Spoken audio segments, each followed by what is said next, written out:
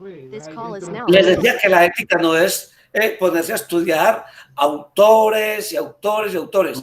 Son muy convenientes porque hay gente que le muestra a uno el camino, le señala a uno una ruta filosófica, es más, una ruta epistemológica. ¿En qué sentido epistemológico? Y ustedes deben de entender ya esos criterios. En el sentido de que le muestran a usted la metodología, el modo, el camino, los ladrillos, cómo construir usted un pensamiento. Pero ¿para qué nos sirven a nosotros todas estas disciplinas? Lo más importante es que nos sirvan a nosotros para hacer una reflexión permanente de si este valor, este principio, este precepto, esta costumbre nos sirve o no nos sirve.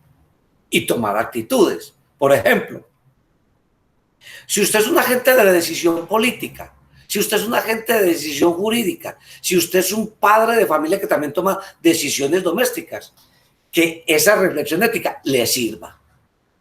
Es decir, eso no es carreta. La ética no es un discurso, no es una construcción retórica meramente. No. La ética y en el derecho es quizá lo más práctico. ¿Por qué? Porque usted permanentemente tiene que estar eligiendo. Elegir. Señor, yo tengo que salir, no salir, pero está el coronavirus. Yo me siento como enfermo, salgo, no salgo. ¿Sabe qué? No le pregunte a nadie, tome su decisión. Como el que piensa casarse o comprar un disco, tome su decisión y ese es el problema ético con el que empecé yo y la pequeña exposición con una frase de Eduardo Galeano, y yo creo que no se las había compartido, pero ya se las comparto. Y dice Eduardo Galeano para no escrito: en mi pecho, plaza de toros, luchan el miedo y la libertad.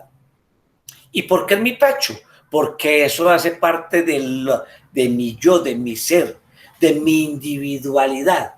No es que otro venga a decidir por mí. Por eso la ética es un asunto que algunos consideran tan personal. Sí, es personal en el sentido de que es decisión. La decisión mía, ¿cierto?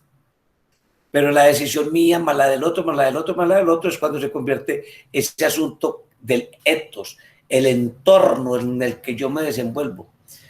Que tú tengas una ética, tomas una decisión, aquel otra ética, aquel otra ética, aquel otra ética, ¿cierto? Eso a lo último termina configurando el ethos, configurando el entorno. Es decir, un mundo donde se encuentran esas almas y ninguna alma es igual a la otra. Solamente podría pensar eso Kim Il-sung, ese dictador de Corea del Norte. No, los hombres somos distintos. Esa conjunción de almas que toman decisiones distintas, eso es el ethos, eso es la ética. Y los había invitado, muchachos, y ojalá piensen que las cosas de la vida, reflexionarlas con esos elementos que damos de la ética, además con esos elementos que tienen ustedes ya del derecho, pensarlo todo en clave de derecho. Eso es lo que lo forma a usted. Y le respondió una pregunta hoy a un estudiante, como un jurista. Piénselo todo en términos de jurista. ¿Sabe qué hace el abogado? El abogado, que es no más abogado, no es jurista, piensa en el caso. El jurista piensa en justicia, piensa en otras valoraciones desde el derecho, pero no siempre en el casito, el caso que me ocupa.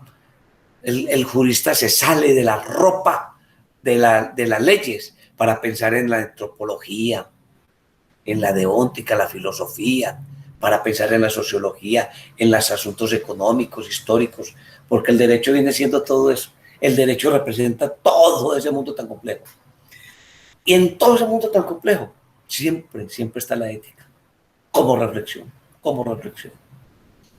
Entonces, dejemos ahí ese tema, muchachos. Disfrútenlo allá porque ese webinar estuvo muy bueno. Ese encuentro con el Perú nos deja a nosotros una sensación muy chévere. Y es que allende las fronteras patrias hay otros como ustedes, jóvenes, con preguntas, con ese entusiasmo de estudiar, de aprender cosas, de aportar a la sociedad, con ese entusiasmo de hacerse abogados para provocar cambios, para servirle a la gente.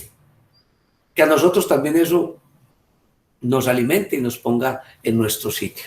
Enhorabuena, la universidad tiene tantos convenios, solamente que a veces esos convenios se quedan en el convenio y no se activan. Se necesita un amigo allá o un amigo acá para que se active eso y suceda lo que sucedió hoy con la Universidad de la Amazonía en el Perú. Bueno, ¿alguna intervención? Los escucho con toda atención y con máxima devoción.